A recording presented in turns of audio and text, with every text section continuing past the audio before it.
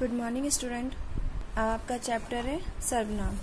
सर्वनाम किसे कहते हैं? जो शब्द संज्ञा के स्थान पर प्रयुक्त होते हैं वे सर्वनाम कहलाते हैं। जैसे मैं, तुम, आप, वह, वे, हम, यह, कौन, कुछ, क्या, जो आदि, ये सब क्या है? सर्वनाम है।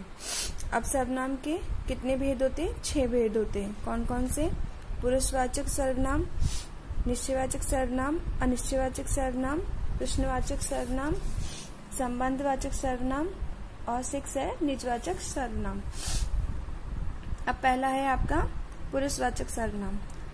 अब पुरुष का अर्थ है कि व्यक्ति, जो शब्द बोलने वाले अर्थात वक्ता, सुनने वाले अर्थात श्रोता, वक्ता में बोलने वाले और श्रोता में सुनने वाले, अथवा अन्य व्यक्ति के लिए प्रयुक्त होते हैं वे पुरुषवाचक सर्वनाम कहलाते हैं। जैसे मैं, तुम, वह।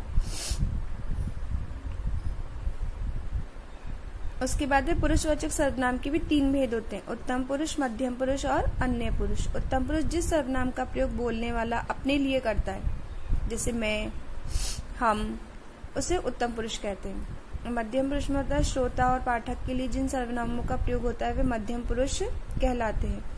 जैसे तुम क्या कर रहे हो, आप यहाँ से चले जाएं। थर्ड है अन्य पुरुष, वक्ता या श्रोता से भिन्न जिसके बारे में बात की जा रही हो उसके लिए प्रयुक्त सर्वनाम को अन्य पुरुष होता है। जैसे वह सो रहा है, वह कब तक आएंगे, तो इसमें कौन सा हो गया? दूसरा हो गया कि वह और वे। और मध्यम पुरुष में हो गया तुम और आप। ऐसे है। दूसरा है निश्चयवाचक सर्वनाम, जो सर्वनाम किसी पास या दूर की वस्तु या व्यक्ति का निश्चय बोध कराते हैं उसे निश्चयवाचक कहलाते हैं। यह रमेश की किताब है, वह मेरी कलम है। तीसरा अनिश्चयवाचक सर्वनाम, जिन सर्वनाम शब्दों से किसी निश्चित वस्तु या व्यक्ति का बोध ना हो वे अनिश्चयवाचक होते हैं। जैसे कोई, दूध में कुछ पड़ा है, तो इससे अनिश्चयवाचक है। जैसे कोई है, कुछ है, ये क्या है? अनिश्चयवाचक है।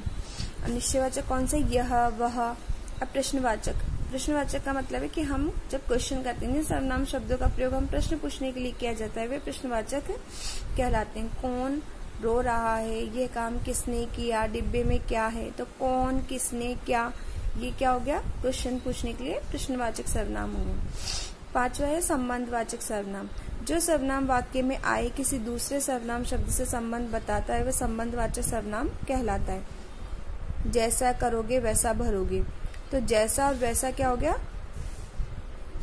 संबंध हो गया। जो पढ़ेगा सो पास होगा, तो इसका क्या हो गया? एक दूसरे से संबंध हो गया। तो जिसका भी एक दूसरे से संबंध हो जाता है तो उसमें संबंधवाचक सर्वनाम होता है। जैसे जिसकी फसल अच्छी होगी उसकी आमदनी भी अच्छी होगी, क्योंकि फसल का किससे बता दिया? आमदनी से बता दिया। उसके बाद है आपका निजवाचक सर्वनाम, ऐसे सर्वनाम जिनका प्रयोग कर्ता अपने या स्वयं के लिए करता है वे निजवाचक सर्वनाम कहलाते हैं। जैसे मैं ये काम स्वयं कर लूंगा, वह खुद आया था, वह अपने आप आ जाएगा।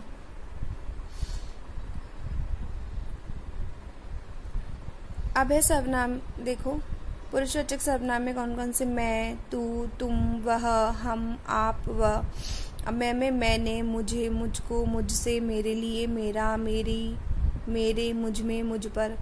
तुम्हें, तूने, तुझे, तुझको, तुझसे, तेरा, तेरे, तुझ में, तुझ पर। तुम में, तुमने, तुम्हें, तुमको, तुमसे, तुम्हारे लिए, तुम्हारा। तो ये क्या हो गए? सर्वनाम हो गए। जैसे हम में हमने, हमें, हमको। आप में आपने, आपको, आपसे, आपके द्वारा। वे में उन्होंने, उन्हें, उनको, उनसे, उनके द्वारा। ऐसे ही अनिश्चयवाचक में यह, ये, वह और वे।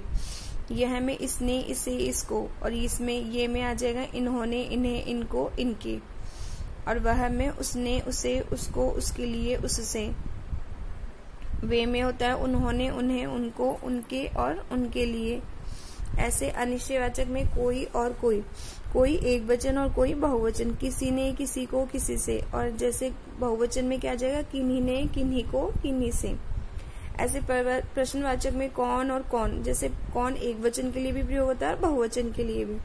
जैसे किसने, किसे, किसको एक वचन में हो गया बहुवचन में, किन्होंने, किनको, किन्हें, किनसे, ये बहुवचन के लिए प्रयोग हो गया। अब है संबंधवाचक है जो एक वचन के लिए और जो बहुवचन के लिए। जो है जिसने, जिसको, जिसे, ये एक वचन के लिए हो गया। जो बहुवचन के लिए हो गया जिन्होंने, जिन्हें, जिनको, जिनसे या जिनके द्वारा।